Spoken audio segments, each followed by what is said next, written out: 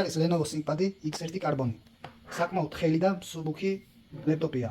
არის მაგნეზიის და კარბონის ნაზავი. მისი წონა არის კილო და 130 გრამი. იდეალური არის სტუდენტებისთვის, ასევე ვისაც სატარებლად უნდა ლეპტოპი. ეს არის მისი ვიზუალი. აი განახეთ, აი ეს ზედა მხარე. საკმაოდ კარგ მდგომარეობაში არის. გვერდები უკვე ნახეთ.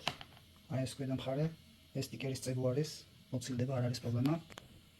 ეს მისი მონაცემები არის აი 5 მერვე თაობის 8 ოპერატიული ელემენტს განახეთ ელემენტის მდგომარეობას. ეს არის ცვეთა ელემენტის არის 16%, ანუ 94%-ზე არის ელემენტი და ეს დაახლოებით 5-6 საათის განმავლობაში Full HD ვიდეოს გაყურებინებთ.